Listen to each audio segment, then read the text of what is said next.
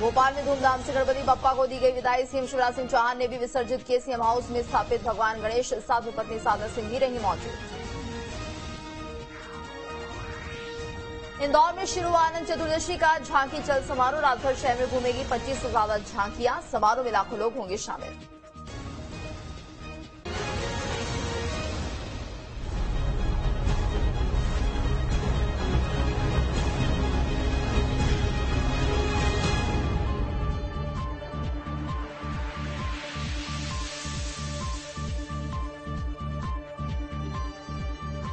स्वागत है आपका हमारी इस खास पेशकश में। मैं हूं आपके साथ गीतू चौहान। बात करेंगे छत्तीसगढ़ की। विधानसभा चुनाव में जीत के लिए छत्तीसगढ़ में अभी से सभी दलों ने जोर आजमाइश शुरू कर दी है।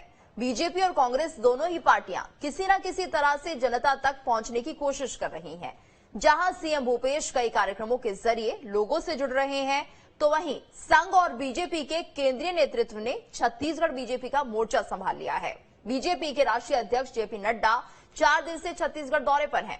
नड्डा ने जहां रोड शो के जरिए शक्ति प्रदर्शन किया, वहीं कार्यकर्ताओं में जोश भरने का काम भी किया। तो आज इस मुद्दे को लेकर सवाल उठ रहे हैं कि नड्डा के छत्तीसगढ़ दौरे के मायने क्या हैं? केंद्रीय नेतृत्व के भरोसे क्या छत्तीसगढ़ बीजेपी है? फ्रंट फुट पर केंद्रीय नेतृत्व, क्या बैक फुट पर छत्तीसगढ़ की बीजेपी? कांग्रेस के सामने कितनी बड़ी चुनौती पेश कर पाएगी छत्तीसगढ़ बीजेपी, ये देखना होगा। और उससे पहले देखिए ये खास रिपोर्ट।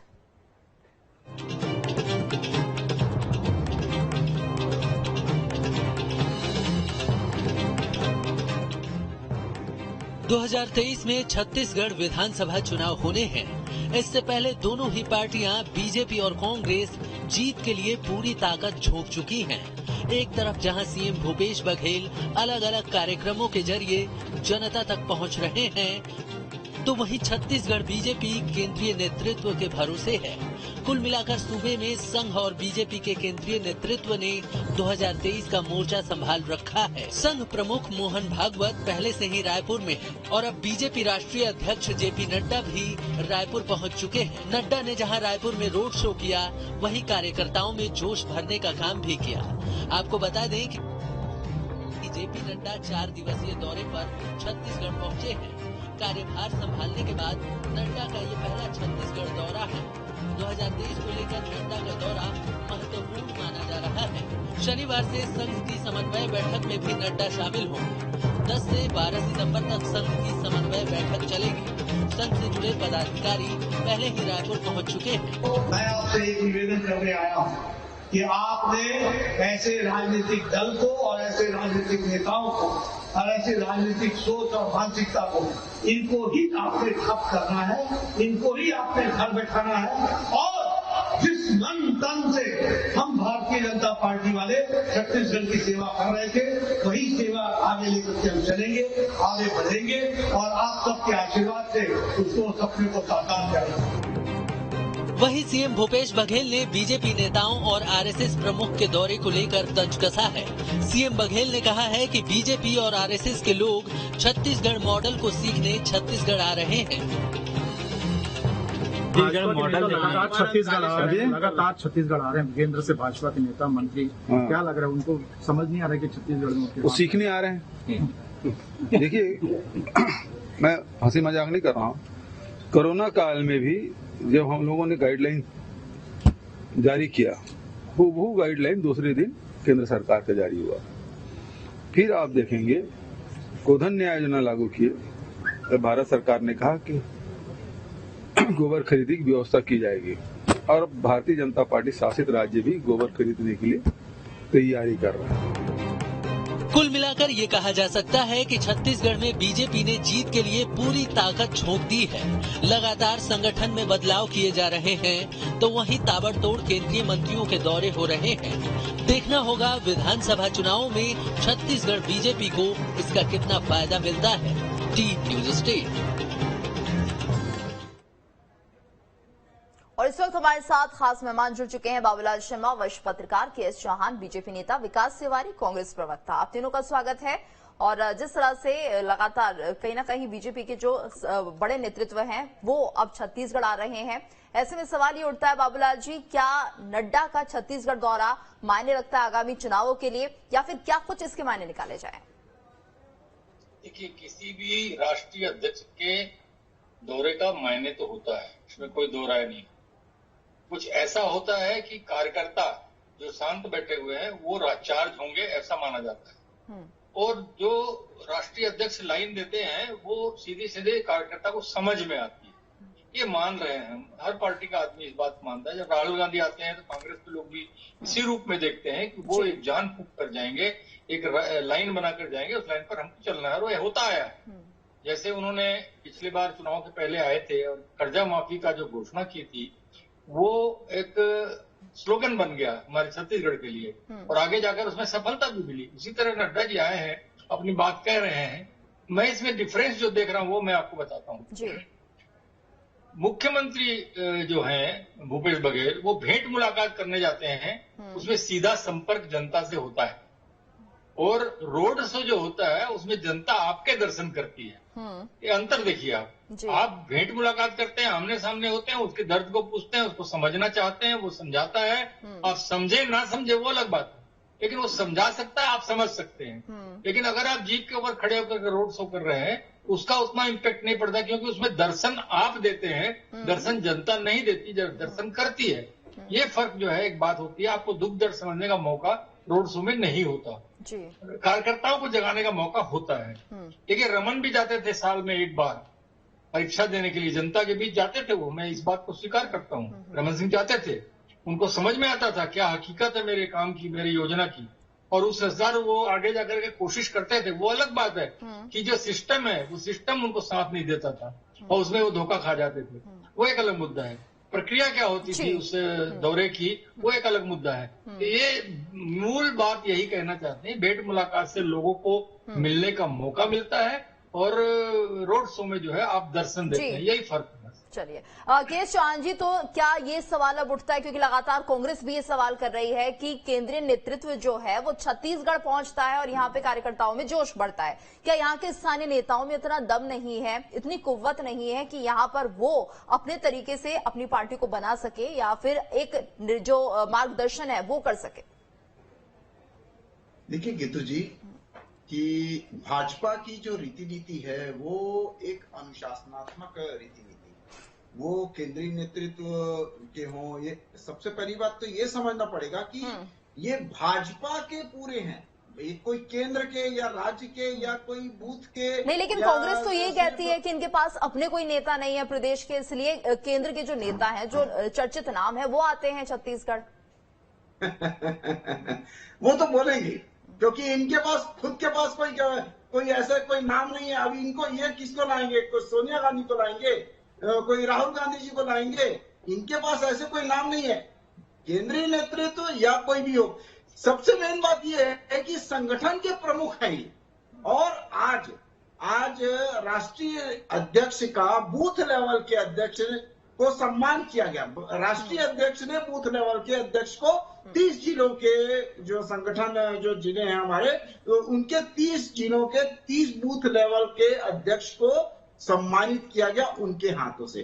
तो ये, और सबसे मेन बात यह है कि बाबूलाल शर्मा जी ने बहुत अच्छी बात बोली कि कनेक्ट अगर होना है एक आम जनता के लिए तो डोर टू डोर जाना चाहिए, बहुत अच्छी बात है। लेकिन मैं एक बात बता दूं कि ये कार्यकर्ता सम्मेलन था, ये जो नड्डा जी जो आए थे वो कार्यकर्ता सम्मेलन था, और कार्यकर्ता सम्मेलन के हिसाब से जो एक अध्यक्ष आता है, कोई लीडर आता है, वो अपनी बात बोलता है। जब से नड्डा जी बने हैं और जब तब से तो अभी ये आए हैं, तो इसके बीच में कौन संभाल रहा था छत्तीसगढ़ की जो बागडोर थी या छत्तीसगढ़ के जो कार्य थे वो कौन संभाल रहा था? रोज रोज तो आते नहीं है नड्डा जी।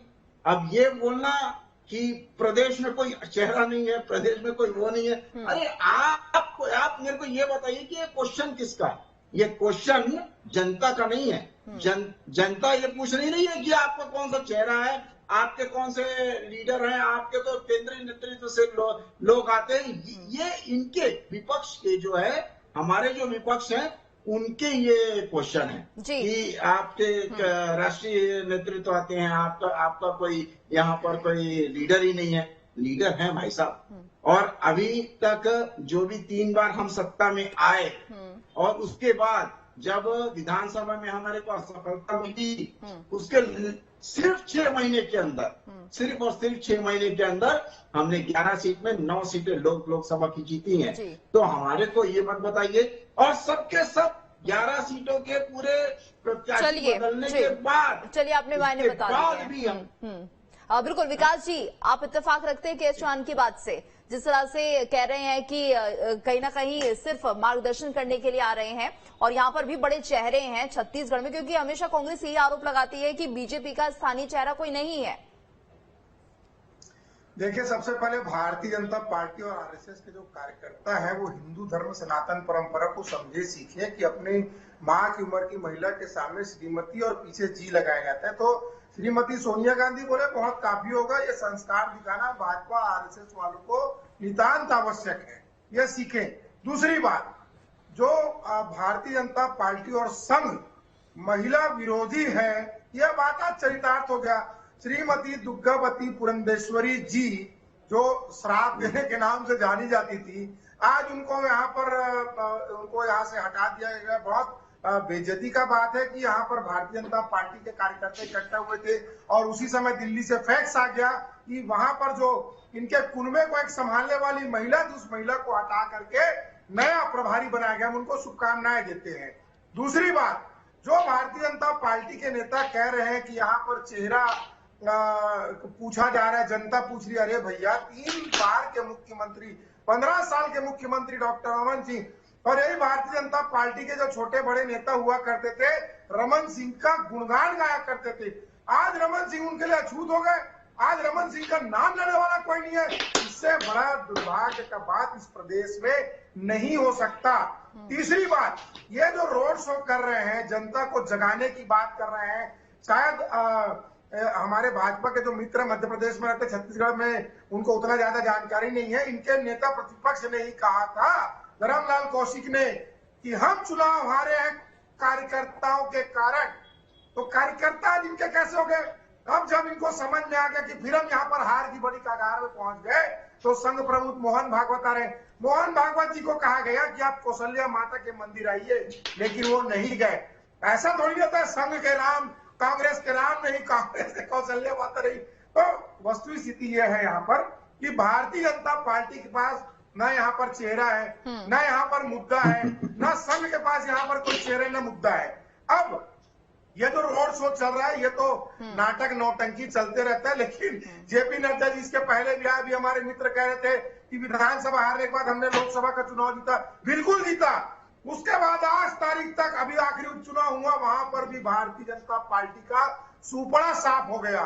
नगर निगम, नगर पालिका, नगर पंचायत, तमाम जगह पंचायत चुनाव में प्रदेश में भाजपा ढेर हो चुकी है, क्योंकि मुख्यमंत्री भूपेश बघेल जो वादा किए, कांग्रेस पार्टी राहुल गांधी ने जो वादा किया, वो धरातल पे दिख रहा है। संगठन की बात करूं मैं, तो मोहन मरकाम के संगठन की ताकत, एक आदिवासी नेता की संगठन की ताकत को आज पूरा प्रदेश देख रहा है। और यहाँ पर तो इनके नेता 6 महीने भी नहीं टिक पाते। अभी इनके नए नेता जो आए हैं यहाँ पर के प्रदेश अध्यक्ष साहब जी, उनको ठीक से कोई जानता नहीं है। तो भाजपा में भगदड़ मच चुका है और प्रदेश की जनता स्पष्ट तौर पे समझ चुकी है कि भारतीय जनता पार्टी केवल जुमलेबाजी करती है, जुमलेबाज की पार्टी है। बाबूलाल जी, जनता पार्टी का सुपड़ा साफ। बाबूलाल जी, तो जिस तरह से विकास जी कह रहे हैं, ना मुद्दा है ना चेहरा है, क्या वाकई ऐसी स्थिति है? नहीं, भारतीय जनता पार्टी का ठीक है, वो उनका अपना विचार विकास जी का हो सकता है, लेकिन भारतीय जनता पार्टी के सामने पास में मेरी नजर में, मेरी व्यक्तिगत नजर में रमन सिंह जैसे एक चेहरे है जो जाने जाते हैं, पूरे प्रदेश के अंदर जाना जाता है चेहरा। दूसरा कोई चेहरा नहीं है। ये बात सही है कि क्षेत्रीय रूप से 2 जिले के, 3 जिले के, 4 जिले के आपको नेता मिल जाएंगे, अच्छे नेता मिलेंगे, बढ़िया नेता मिलेंगे, लेकिन रमन सिंह का चेहरा पूरे प्रदेश में जाना जाता है और 2 बार उनके चेहरे पर चुनाव लड़ा गया है और जीते हैं। तीसरी बात जो है, बहुत सारी गलतियां हुई है, बहुत सारे बैकग्राउंड में बातें हुई है। अब ये हाईकमान के समझ में क्यों नहीं आ रहा है कि एक ही चेहरा है रमन सिंह, उसको अगर हम थोड़ा सा भी इधर उधर करेंगे तो ये ठीक नहीं है। अब ये पुरंदेश्वरी जी नहीं चली, शायद इसलिए नहीं चली कि बैकग्राउंड इनका कांग्रेस से है, कि कहीं ये कांग्रेस के साथ मिल न जाए। मुझे ऐसा लगता है, भाई मैं अपनी व्यक्तिगत विचार दे रहा हूँ। तो ये जो अदल बदल धड़ाधड़ जो हो रहे हैं, वो निश्चित रूप से कुछ अच्छा करने के नाम से हो रहे हैं, लेकिन मुझे नजर आता है पॉलिटिकली जो है इसमें नुकसान हो रहा है। इसमें भारतीय जनता पार्टी का एक नुकसान हो रहा है कि ये हो क्या रहा है, इतना डर भय किस बात का है, इतना घबराहट किस बात की है, या जो भी है। आप देखिए, एक भी ऐसा नेता मुझे नाम बता दीजिए चलिए जिसका चेहरा पूरे प्रदेश के अंदर में जाना जाता हो, रमन सिंह और बृजमोहन के अलावा। तीसरा नाम बता दीजिए। के.एस. चौहान जी, ऐसा हो क्यों रहा है कि ये दो चेहरे, दो नाम ही दिख रहे हैं? क्या काम नहीं किया गया मंत्रियों के द्वारा या नेताओं के द्वारा कि अपनी एक इमेज, एक छवि बनाने में? जी, प्रदेश स्तर पर अपनी जो इनकी छवि होनी चाहिए थी वो नहीं बन पाई, जिसका खामियाजा इन इलेक्शंस में भुगतना भी पड़ा। गीतू जी, होता क्या है, जब कोई पार्टी विपक्ष में होती है तो बहुत ज्यादा हाईलाइट नहीं होते हैं, क्योंकि बहुत ज्यादा अभी जो कार्य किए जाते हैं, रोज पेपरों में आना, रोज हाईलाइट होना, जो कार्य किए जाते हैं वो सत्तारूढ़ पार्टी की तरफ से किए जाते हैं। विपक्ष की पार्टी नो डाउट थोड़ा सा नहीं तो थोड़ी मुश्किल है फिर बीजेपी के सामने इस वक्त, या फिर चुनौती ऐसी है भूपेश बघेल? पूरी बात सुन लीजिए। हाँ, मेरी पूरी बात सुन लीजिए जी, है ना। लेकिन ऐसा नहीं है कि कोई चेहरा नहीं है। और मैं आपको बता दूं कि जो बीजेपी है वो पूरी जो एक टीम वर्क जो होता है वो टीम वर्क के हिसाब से चलती है, और जो मकसद है वो मकसद के लिए काम कर रही है, कोई एक चेहरे के लिए काम नहीं करती। फिर आपको हम बीजेपी को उस क्षेत्र का विकास करना है, उस क्षेत्र के लिए कुछ करना है, वो मकसद लेके चलती है बीजेपी, और उसके लिए सब लोग जुटते हैं। आप ये बीजेपी की बहुत बड़ी विशेषता है कि आज जो उनको सुटेबल लगता है वो आपको वो पद में दे दिया जाएगा, वो प्रभार दे दिया जाएगा, दूसरी चीजें दे जाएंगी। अब हमारे विकास तिवारी जी बोल रहे थे, उन्होंने आपकी बात का जवाब तो दिया नहीं, वो इधर उधर चले गए, महिलाओं की तरफ चले गए, इधर चले। तो मैं आपको विकास तिवारी जी बता दूं कि हमने सर्वोच्च पद पर महिला को, एक आदिवासी महिला को बिठाया है, जिसका विरोध आपकी पार्टी कर रही थी। जो और आप महिलाओं की बात करते हैं, महिलाओं का सम्मान इससे बड़ा क्या होगा? जो महात्मा गांधी बोलते थे, एक महिला, एक जो पिछड़े वर्ग की महिला जब राष्ट्रपति बनेगी तब मैं समझूंगा कि यहाँ पर न्याय आ गया है, तो वो हमने करने की कोशिश की है। दूसरी बात, आपने बोला कि बाद में जब जीतने के बाद, लोकसभा जीतने के बाद आप हर जगह हारे हैं, तो मैं एक आपको बात बता दूं कि लोकसभा के बाद 2018 के बाद आप वोट ऑफ परसेंटेज देखेंगे, छोटे से छोटे चुनाव का भी, तो हमारा वोट ऑफ परसेंटेज बढ़ा है और कांग्रेस पार्टी का वोट ऑफ परसेंटेज गिरा है। तीसरी बात, आपने बोला था कि ये क्वेश्चन का आंसर तो आपने दिया नहीं, और आपने बोला कि आरएसएस के लोग ये लोग वो लोग। तो मैं आपको बता दूं, आरएसएस एक अलग इकाई है और भारतीय जनता पार्टी एक अलग इकाई है। आरएसएस जो वो बोलती है कि देश को दिशा देती, आरएसएस वो एक ऐसा संगठन है, और भारतीय जनता पार्टी एक ऐसा संगठन है, एक ऐसी पार्टी है जो देश के लिए काम कर। विकास जी, तो ये दोनों में डिफरेंस है। विकास जी, क्या आपको के.एस. चौहान जी की बातों पर यकीन नहीं हो रहा है? आपकी मुस्कुराहट जो बता रही है, क्या राज क्या है इसके पीछे? देखिए, ये कह रहे हैं कि इन्होंने महिला को राष्ट्रपति बनाया, हम तो उसका स्वागत करते। पता नहीं कि इस कांग्रेसी नेता ने या जो भाजपा प्रवेश कर लिया वो कांग्रेसी नेता विरोध किया। अभी तो भाजपा समझ में नहीं आ रही है कि भाजपा है कहां पर। कांग्रेस के तो सारे लोग भाजपा में जो भाजपा ही है वो वहां पर हरि कीर्तन कर रहे हैं, उनका बड़ा अपमान हो रहा है। वो पद में है, भारतीय जनता पार्टी के लोगों को पद मिल नहीं रहा है, और जो बाहर से आए हैं वो पद में बैठ के मलाई खा रहे हैं। चौहान जी यहाँ डिबेट कर रहे हैं। अब दूसरी बात, ये महिला सम्मान की बात कर रहे हैं, क्या ऐसा कारण था कि श्रीमती दुर्गावती पुरंदेश्वरी को भरे मंच में यह बताया गया कि आप अब यहाँ पर की प्रभारी नहीं रहे हो? ये इतना बड़ा महिलाओं का अपमान, इतना बड़ा। अगर संघ महिलाओं का सम्मान करता है तो श्री मोहन भागवत जी छत्तीसगढ़ आए और वो संघ में महिलाओं की एंट्री देना कौन रोका है? अगर ये 50% की बात करते महिलाओं के सम्मान की, तो संघ के बड़े पद में महिलाएं थोड़ी दिखती, और कौशल्या माता मंदिर जाने से संघ प्रमुख मोहन भागवत भयभीत क्यों हो रहे हैं, ये भी बताया जाए। अब यहाँ पर छत्तीसगढ़ के अंदर में मैं बाबूलाल शर्मा जी के बात से सहमत हूँ। कि डॉक्टर रमन सिंह इस प्रदेश में भाजपा के बड़े नेता हैं, उनके सामने कोई भी नहीं टिकता। अब वो बृजमोहन अग्रवाल जी का नाम क्यों लिए मेरे को नहीं मालूम। उनके जो विधानसभा में 21 वार्ड, उसमें सिर्फ 4 वार्ड में भारतीय जनता पार्टी है, लेकिन पत्रकार भी मान रहे हैं कि वो बड़ा चेहरा रमन सिंह, कांग्रेस भी मान रहे बड़ा चेहरा रमन सिंह, लेकिन भाजपा वाले नहीं मान रहे कि डॉक्टर रमन सिंह बड़ा चेहरा है। भारतीय जनता पार्टी वाले खाली कांग्रेस के नेताओं बुलाओ, समाजवादी पार्टी के नेताओं बुलाओ, अपने नेताओं की इतनी बेइज्जती। तो इससे कांग्रेस की राह आसान हो जाएगी। समझ में नहीं आ रहा विकास जी, कांग्रेस की राह आसान हो जाएगी अगर रमन सिंह बड़ा चेहरा नहीं होंगे। देखिए, हमारे लिए तो पार्षद चुनाव भी बहुत महत्वपूर्ण चुनाव होता है और हम चुनाव बहुत मजबूती के साथ करते हैं, लेकिन मेरा भाजपा नेताओं के साथ संवेदना है कि जिस कांग्रेस के नेता, सपा के नेता, बहुजन समाजवादी पार्टी के नेता को ये डिबेट में कोसते हैं, उनके विचारधारा गाली देते हैं, उसके बाद जैसे भाजपा में प्रवेश होता है उनकी चरण वंदना में लग जाते हैं, उनके पैर पूजन में लग जाते हैं। इतना दुर्भाग्य भाजपा के नेताओं का है। बाबूलाल जी, क्या छत्तीसगढ़ की बीजेपी कांग्रेस के सामने एक चुनौती बन सकती है या फिर कुछ रणनीति में बदलाव करना पड़ेगा, क्योंकि समय ज्यादा नहीं आगामी चुनावों को देखते हुए? वर्तमान परिस्थितियों में जैसे फेरबदल हो रहे हैं उससे तो मुझे लगता नहीं है अभी फिलहाल तो। अब बहुत कम 13 महीने बचे हैं। 13 महीने में क्या क्या हो पाएगा, ये उमा माथुर जी कितना समझ पाएंगे छत्तीसगढ़ को, छत्तीसगढ़ के नेताओं को, छत्तीसगढ़ के नेताओं की तासीर को, ये समझने वाली बात होगी। मैं ये जो बोल रहे हैं ना कुवत वाली बात, मैं इसमें बड़े साफ शब्दों में एक बात कहता हूँ मेरे विचारों से। मैं इतने दिन से सारे लोगों को देख रहा हूँ, भारतीय जनता पार्टी के भी और कांग्रेस के भी। कुवत तो है, डॉक्टर रमन सिंह में भी है कुवत, लेकिन हाईकमान क्यों नहीं समझ पा रहा है ये मैं नहीं समझता। क्या कारण है उनको पीछे हटा के चल रहे हैं। एक बहुत बड़ा चेहरा है भाई, चाहे आप ठीक है दूसरे नेताओं को लाइए, सबको सक्रिय कीजिए, उनके चेहरे को भी सामने रखिए। आप अगर उसके चेहरे को सामने नहीं रखेंगे तो आपको परिणाम, ये मजाक में विकास तिवारी जो बोल रहे हैं, आपने जिसको काउंट किया कि शायद कांग्रेस का रास्ता सरल हो जाएगा, मैं बोलता हूँ और कठिन हो जाएगा।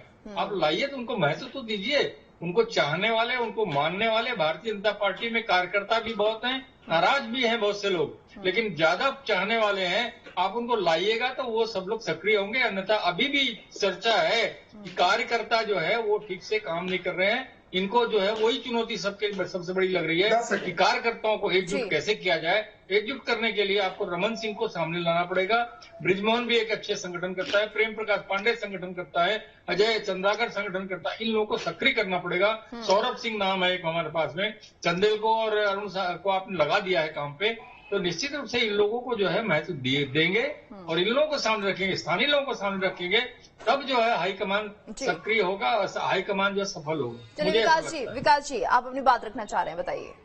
देखिए, बाबूलाल शर्मा जी के तमाम बातों से मैं सहमत हूँ। आप भाजपा का चेहरा बृजमोहन अग्रवाल जी बना दो, राजेश मूरत को बना दो, रमन सिंह जी बना दो, धर्मलाल कौशिक जी, अरे किसी को तो बनाओ। आप एक बात बताइए नीतू जी कि चौहान जी की भारतीय जनता पार्टी इतनी मैं कह सकता हूँ मतलबी पार्टी है कि जब तक नेता पद में बैठा उनकी जय जयकार। आप देख लीजिए, परम श्रद्धेय पंडित अटल बिहारी वाजपेयी जी का नाम लेवा भारतीय जनता पार्टी में नहीं बचा। अभी जो पद में बैठे मोदी मोदी बस वही गुणगान कर रहे हैं, आडवाणी जी का नाम लेने वाला कोई नहीं है। और आज चलिए के चौहान जी गौर तो कर रहे हैं, लेकिन कितना सुनेंगे, धक्के मार के लोग बाहर कितना आपके सुझाव को मानेंगे, ये देखना होगा। बहुत बहुत शुक्रिया आप सभी का हमारे साथ इस चर्चा में जुड़ने के लिए। और इसी के साथ इस खास पेशकश में इतना ही। रुकेंगे एक ब्रेक के लिए, ब्रेक के बाद खबरें जारी हैं।